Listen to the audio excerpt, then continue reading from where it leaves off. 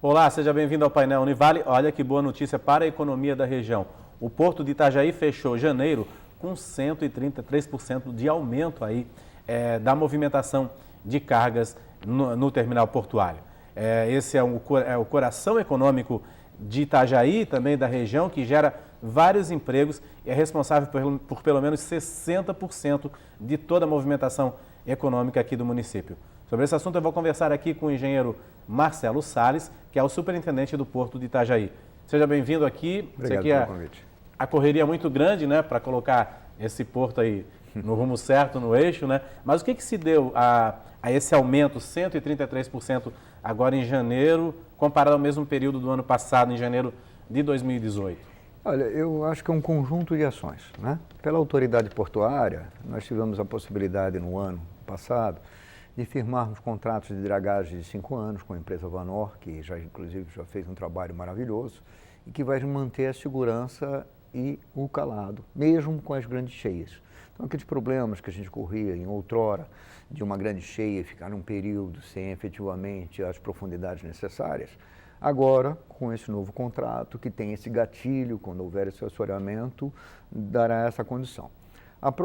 No ano passado, a concretude de ter o berço número 3, ou seja, nós iniciamos em 2007 apenas com um berço operacional, hoje nós já estamos com 3, em fevereiro agora, término desse mês, a gente conclui no berço número 4, e isso vai cada vez mais potencializando as capacidades do porto que outrora tiveram, ou seja, desde 2008 será pela primeira vez que nós teremos todas as instalações apropriadas.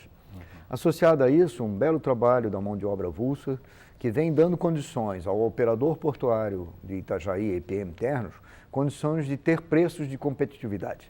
A EPM Ternos vem fazendo um excelente trabalho. Ao final do ano passado, ela já conseguiu atrair novas linhas ao terminal, que iniciaram suas atividades justamente em janeiro.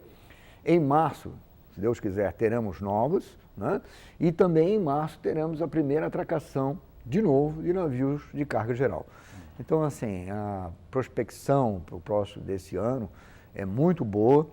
Estaremos mexendo num mix de cargas, né? Não só mais carga containerizada, veículos, mas também, de novo, o retorno de carga geral, o que para nós será muito interessante, nos dará uma segurança nesse mix de carga, de assegurar um crescimento em função das sazonalidades comuns na parte do comércio exterior, o que para nós todos é muito importante. A questão hoje o desembarque de carros aqui foi muito importante também, né? Não só para o porto, também para o estado e para o município, porque o retorno do CMS é significativo. Esta carga hoje, ela é basicamente, o seu foco é o sudeste do Brasil, né? A região de São Paulo, principalmente. Então, a atração desses veículos para cá, ela é muito importante, como ele disse, é uma carga nova, nobre, é uma carga com alto valor agregado. Estamos, nesse momento, sim, um pouco apreensivos em relação às notícias que vêm do governo do estado e talvez modificações em relação aos incentivos, mas se isso não ocorrer... Hoje, inclusive, né, teve exatamente. No transcorrer desse ano, nós temos até a possibilidade de trazer novos carros, não só da GM. Então, assim, a nossa expectativa é muito boa. Esperamos que o governo do estado realmente reflita sobre isso, porque dar desconto é interessante numa carga que não é sua, o objeto, né? O fim não é o estado de Santa Catarina. Então, assim, praticar um imposto alto em cima de uma mercadoria que não é sua, ou é você ter zero, ou você ter parte disso. Como é um valor do carro, um alto valor agregado, é muito interessante para o estado. No ano passado, só na movimentação do passado, nós acrescemos a receita do estado em mais de R$1 bilhão. Então, eu espero que o estado seja sensível, olhe isso, porque ou é ter R$1 bilhão ou é ter zero. Pois é, quando na abertura eu falei assim que é o coração econômico que é importante para a região, mas pela sua fala aí não é só importante para a região, é importante para todo o estado também, né? Uma das coisas assim que mais nos orgulha, e pena que as caixas dos contêineres são fechados, né? Mas a gente poderia ver assim toda a parte de carga frigorificada que é produzida no oeste catarinense, Então, nós estamos gerando emprego desde o agricultor que está no campo, plantando milho, o agricultor que está criando dos frangos, o abate, as empresas, as transportadoras. Né? No meio oeste catarinense é a mesma coisa, móveis, madeira, celulose, que é saída por aqui, pisos cerâmicos do sul do estado, madeira, papel e celulose, como eu já disse ali, o Vale do Itajaí, têxtil, a parte metal mecânica, né? Motores elétricos, blocos de motores da região de Joinville, ou seja, nordeste do estado. Então, assim, na verdade, nós hoje representamos mais de 70% da balança comercial do estado de Santa Catarina. É muito. Né? Então, assim, o que isso representa? Isso entrou dinheiro para o porto? Não. Isso entrou recursos na atividade econômica do estado de Santa Catarina. O ano passado foram mais de 8 bilhões de dólares gerados em riqueza. Riqueza que gerou empregos em todas as regiões do estado. Então, todas as vezes que nós falamos, junto ao governo do estado, da representatividade econômica do porto, que para o município também é significativa, né? Mas ela tem uma função institucional de geração de emprego no estado todo muito importante. Hoje, a indústria avícola do Paraná também usa o porto de Itajaí para do Mato Grosso, do Paraná e de Santa Catarina. De Santa Catarina. Nós somos ainda hoje um dos maiores exportadores de carga frigorificada do Brasil. A capacidade instalada frigorificada em Itajaí e região, não há comparação com o restante do Brasil, então de câmaras frigoríficas e todas as instalações existentes. E isso faz, inclusive com um excelente trabalho da Univale, né, que a cada 6 meses nos dota de capacitação de novos alunos totalmente treinados na parte de comércio exterior. Então, assim, nós reunimos aqui, além do complexo, a oferta de vários terminais, essa condição que é sui generis no Brasil. Nós temos o treinamento e formação de pessoas na área portuária e na área de comércio exterior. Então, assim, por que dessa riqueza? Porque justamente tem todo esse trabalho em conjunto da comunidade portuária. A qualidade da mão de obra é muito importante. É fantástica. Eu acho que não tem no Brasil a qualidade que nós temos aqui. E aí a Univale tem um peso nesse fator preponderante que gera essa condição de diferencial de nós termos na região compreendida aqui, Navegantes, Itajaí e arredores, a melhor mão de obra de comércio exterior. O que a importação representa nessa movimentação? Olha, durante os idos de 80 e 90, nós tínhamos era desbalanceado, né? 70% de exportação e 30% de importação. E isso gerava diversos fatores econômicos, porque os navios, para virem aqui, ocupavam muito dos seus espaços trazendo os contêineres vazios, para poder repor a esse mercado de 70%. Da exportação. Né? Então, assim, os fretes, inclusive, eram caros, porque o espaço físico ocupado da embarcação era o mesmo, né? Então, assim, quando desde o programa instituído pelo governador Luiz Henrique, em que começou a dar esses incentivos e que nós equilibramos 50%, 50%, esses contêineres vêm com carga de importação, ou seja, o importador pagou o frete, eles são disponibilizados e são preenchidos novamente com carga de exportação. Isso, inclusive, aumentou a nossa condição de competitividade em relação ao mercado, dado esse equilíbrio. Então, assim, nós não estamos só falando na parte de impostos, nós estamos falando todo de uma condição de equilíbrio de mercado exterior, que eu volto a dizer, espero que o governo tenha sensibilidade sobre o que efetivamente foi materializado durante esses anos todos.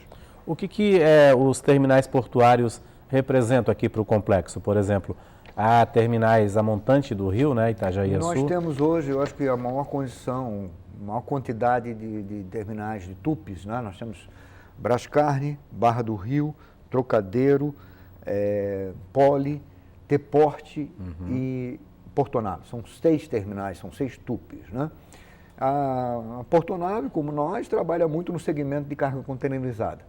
Os outros trabalham mais na parte de carga geral e cargas especializadas. Então, isso, de alguma forma, também é muito interessante, né? Ou seja, nós temos como ofertar ao mercado uma condição bem interessante. Vem para Itajaí, tem 3 ou 4 estações aduaneiras, né? Que são clears hoje. Temos diversos terminais retroportuários, por isso que eu digo, a nossa capacidade e instalações, ela eu acho que se não uma das melhores do Brasil, a segunda melhor do Brasil. Hoje o arrendamento dos berços é fundamental também para que o porto continue crescendo, né? A gente vê o da IPM, a expertise deles de buscar novas linhas e tudo mais, né? A IPM hoje é um dos maiores players mundiais, né? E é uma das que mais detém terminais no mundo, ou seja, né? Eu acho que nós tivemos a felicidade num processo de ter a IPM Terminals, que é da Maersk, aqui, né? O processo está findo até 2022, né? Temos há mais de 7 anos discutido com o governo federal a possibilidade da prorrogação. Temos tido muita dificuldade por entendimento da parte jurídica do governo federal em relação a essas prorrogações, né? E que tenha se arrastado. Isso tem nos prejudicado comercialmente muito, porque se há 7 anos atrás nós já tivéssemos dado esse passo, nós provavelmente nesse momento talvez nós já estivéssemos discutindo um segundo prorrogação ou um segundo elemento. Isso é preocupante. Nas últimas reuniões que nós vemos conversando com a IPM Terminals, a gente vem estudando a hipótese, né, de fazermos um novo processo licitatório, para que efetivamente dê segurança aos investidores, né? Eu acho que um dos maiores problemas que nós temos no Brasil é que a nossa política é de governo, a nossa política ela está esse mandato. Nós temos que parar com isso. Na hora que nós fazemos e ofertamos essas condições comerciais aos grandes investidores, e na sua maioria eles são do exterior, isso não cabe na análise deles, né? Como é que eu tenho um contrato e ele não vale porque trocou o governo? Como é que eu tenho um contrato e a política de governo alterou e aquilo que estava válido é questionável? Cria-se uma instabilidade na realidade. É uma imaturidade social imensa que nós temos no Brasil. Essas estruturas de transporte, elas devem ser consideradas, ao meu entender, como é no mundo inteiro, dentro do direito comercial. Sim. E nem do direito de área pública. Né? Porque a gente fica discutindo, olha, a 866 só dá 25%, coisa parecida. Gente, a 866 foi criada para comprar caneta BIC, não para administrar negócio. Então, assim, ou, como nós estamos conversando há um pouco, temos a coragem de enfrentar, modificar a legislação, criar condições efetivamente seguras para os nossos grandes investidores, porque a infraestrutura no Brasil, seja ferrovia, seja portos, aeroportos, ela precisa de grandes investidores. Nós temos que ter a coragem, como no mundo inteiro, de separar a atividade pública e da atividade comercial. E aí sim, dar condições de contratos que efetivamente dê garantia a esses investidores virem aqui, que tanto precisamos. Tá certo, a gente vai fazer um rápido intervalo, daqui a pouco eu vou conversar com o engenheiro a respeito da bacia de evolução, né, que é uma das grandes conquistas aí também, né? Obrigado. A gente volta em instantes, até lá.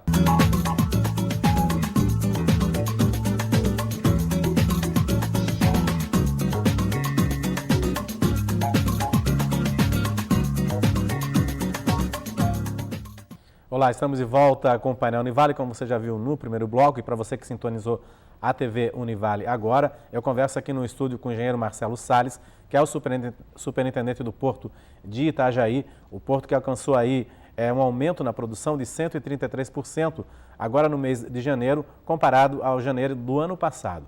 Conversando aqui sobre todas essas estruturas que levaram a esse aumento e alguns investimentos também que serão feitos aqui no terminal, no Porto de Itajaí. Seu Marcelo, a expectativa da bacia de evolução. Já foi feita aí a indenização para pescadores que moram próximos nessa área de navegantes, é isso? Do bairro São Pedro e Pontal. Como é que está sendo feito todo esse processo? Na verdade, são 3 demandas que existem, né? No ano passado, em conjunto com a Secretaria, nós fizemos a dragagem a pedido da Prefeitura de um canal que leva a um pier público. Aí é mais próximo da Prefeitura ali. Né? Nós fizemos uma compensação de uma dragagem de 2011, que desde 2011 estava sendo postergada. Essa dragagem foi de aprofundamento, feita pela Secretaria Nacional de Portos, e coincidiu ao término dela de uma grande cheia. Então foi um grande volume, houve toda uma conturbação, porque na hora que você tem uma grande cheia, você realmente tem um lançamento na bacia sedimentar de muito material, e houve um consenso por parte nosso, dos pescadores, da própria Justiça Federal, de fazermos um acordo para que eles tivessem indenização daquele período, daquela dragagem, que, volto a dizer, foi feita pela Secretaria Nacional de Portos. Então, muito específica e muito nossa. Com relação ao pessoal de São Pedro, nós viemos conversando com eles, existe ali alguns pedidos que nós estamos atendendo, né? Uma regularização, inclusive, de áreas de alguns pescadores que hoje ocupam algumas áreas da União, em que nós estamos propondo um termo de cessão de uso daquela área para que eles tenham a posse. O bem permanecerá com a União, mas terá a posse, então isso está bem adiantado também na Justiça Federal, e algumas colocações de algumas poitas que ordenarão a parte de fundeio das suas embarcações, né? E no transcorrer disso, temos feito esse trabalho de acompanhamento junto a eles para verificar a mitigação dessa atividade, né, que se faz necessária e que, de alguma forma, tem sempre a mesma área de conflito, né? Mas que faz parte, não no Itajaí, em todos os portos do Brasil, né? A área da parte da Bacia da Evolução é uma obra executada pelo Governo do Estado. Nós tínhamos a expectativa do término dela no final do ano, mas ela vem sendo postergada, principalmente nessa condição agora, que é retirada das últimas pedras do cabeço do Mole Norte, e aí tem problema de maré, tem problema de correnteza, problema nosso, isso vem sendo postergado, mas ela já vem, quem passa por lá já vê, né, uma materialização dos dias correntes que nós chamamos de pescadores, o próprio prolongamento da marina, a própria dragagem, que hoje já se efetiva ali de uma forma bem definida, né? As dimensões hoje delas realizadas, ela está quase na sua plenitude, né? A dragagem ali, inclusive, volta e meia se vê uma draga hopper passando ali, limpando e tal. Temos a expectativa da parte de dragagem de terminar agora, em abril, né? Essas dimensões realizadas e implantadas nos serviram para fazer as simulações em São Paulo, onde a praticagem foi até lá, onde o Porto contratou um laboratório especializado e fez os treinamentos, a parte de simulação, e também contratou um laboratório especializado no Porto de Roterdão, onde eles estão fazendo treinamento, né? Por que em Roterdão e por que lá? Porque são navios maiores, não há parametrização no Brasil. Então, por que não ir no melhor porto e no maior porto da Europa, onde esses navios já têm frequência diária, né? E ter o seu colega de trabalho, né, o prático local, dizendo, olha, esse navio grande se comporta assim, faz assim e tal. Então, eu estive acompanhando lá uma semana e meia, porque foi durante um mês inteiro, as primeiras ensaios, os primeiros treinamentos. Nesses treinamentos não se faz só a condição operacional normal, se simula, né, algum possível incidente. Eu estou trabalhando com 4 rebocadores, perdi 2, como é que faz, como é que se dá? Entrou um vento muito forte, entrou nebulosidade, ou seja, não só a condição do treinamento de entrada e saída, mas as situações de emergência também estão sendo treinadas, né? Então, assim, no nosso cronograma, nós estamos cumprindo todas as etapas. Como ele disse, foi assinada, inclusive, a nova sinalização, porque com a retirada de muitos desses guias correntes, nós retiramos muitos dos faróis existentes. Então, tivemos autorização da Marinha, apresentamos um projeto, ele foi autorizado. Em 60 dias, estamos implantando uma nova sinalização para o Porto de Itajaí, mais moderna. A última era de mais, dos idos de 50, 60, para esses navios maiores, faroletes maiores, luzes de LED, né? Luzes mais fortes, porque as cidades cresceram e a luz antigamente, né, ofuscava os próprios práticos, balizas que dão a manobra de enfiamento, né, que é quando o navio tem segmentos de reta, que ele chega em determinadas posições e tem que trocar o seu posicionamento, né? Então, assim, junto com isso, contratamos na empresa de sinalização a colocação de diversos equipamentos que nos darão online, para o porto, para a delegacia, para a praticagem, as melhores informações hidrodinâmicas, tanto do rio quanto do mar, né? Hoje nós temos o quê? A sensibilidade dos nossos práticos em olhar dizer, eu tenho uma direção de onda, eu tenho um espaçamento, uma velocidade de propagação, eu tenho uma altura. Hoje não, teremos boias que nos darão essa condição real, teremos a condição da altura da lâmina d'água real no porto, que nos permitirá ter condições de dar aos práticos, à Marinha, as melhores condições dos dados hidrodinâmicos e permitir uma manobra mais segura. Aquele pier que está por dentro ali do saco da fazenda, que eu chamo também de espigão, na realidade já faz parte da bacia de evolução. Sim, todas aquelas condicionantes, elas foram estudadas em relação a essa modificação. Né? Nós estamos alargando a barra, nesse alargamento de barra, há alterações hidrodinâmicas. Nesses estudos e modelagens, necessitaram, inclusive até a pedido dos pescadores, de um dos guias correntes, para que gerassem áreas de abrigo. Né? Então, assim, todas essas edificações foram feitas em cima de modelagem de matemáticas que nos demonstraram as nossas necessidades de adequar às atuais instalações ou às que existiam. Para quem assim é um pouco leigo no assunto, né, que está nos assistindo, a bacia de evolução é onde o navio literalmente faz a volta, o giro, né? Por que nós estamos fazendo uma nova bacia de evolução? Porque a distância entre os berços de Porto de Itajaí e o terminal de navegantes limitaram o tamanho do navio. Então, hoje nós temos uma limitação em 307 metros do tamanho do navio. Maior do que isso, como tem 400, não é possível por uma questão de segurança. Como os navios de container e de turismo cresceram, né? Muita gente perguntou assim, puxa, perdemos todas as linhas. Não.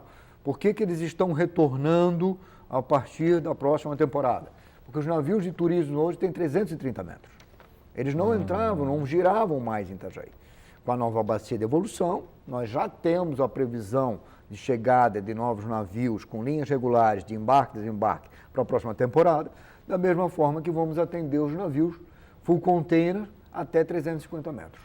Pois é, isso dos navios de turismo, assim, foi uma comemoração bastante intensa, assim, pelo setor de turismo também, não só aqui de Santa Catarina, mas dos polos emissivos para cá, né, porque as pessoas embarcam aqui com mais tranquilidade devido ao acesso, né, à situação geográfica de Itajaí também, né. Isso foi muito importante também para... Por nós determos um terminal, né, esse terminal ele é alfandegado, então ele permite o embarque e desembarque, diferentemente do Fundei em outros, que é só o trânsito.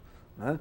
Então, assim, como essa perna de Santos a Buenos Aires ou a Montevidéu é muito longa, né, ela se torna cansativo esse trânsito, porque por mais que você faça entretenimentos a bordo, fica muitos dias de navegação.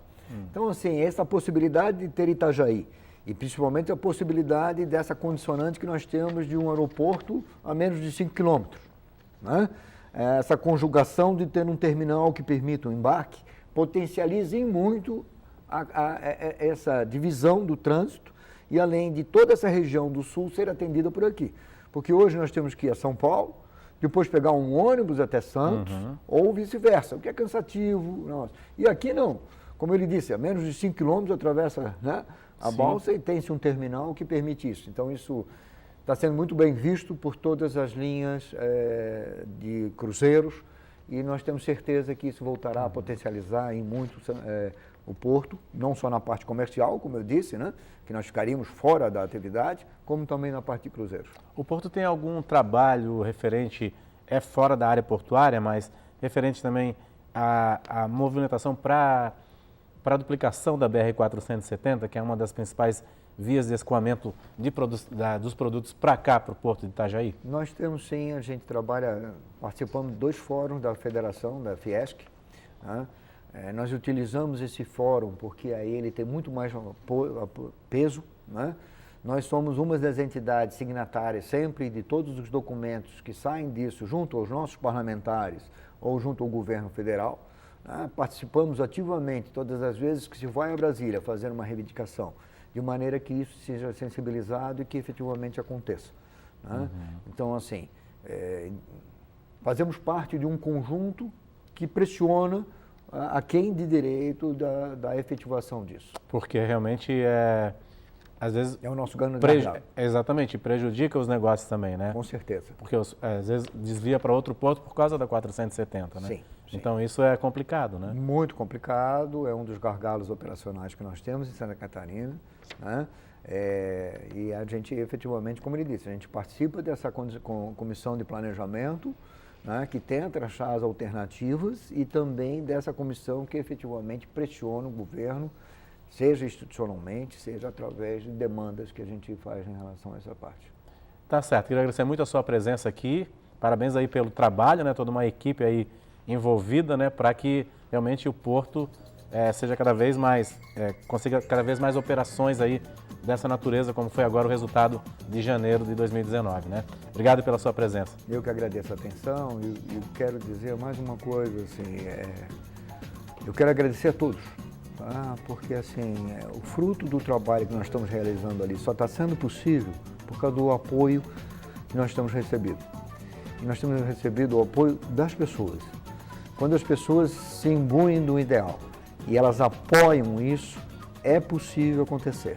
Então, assim, o meu agradecimento eterno, tá? Porque efetivamente eu sou um portuário apaixonado pelo Porto de Itajaí, mas não estaria conseguindo fazer absolutamente nada se todos não estivessem apoiando. Então, o meu muito obrigado a todos que têm abraçado o Porto de Itajaí. É que a gente já viu um parâmetro de 2008 como ficou, né?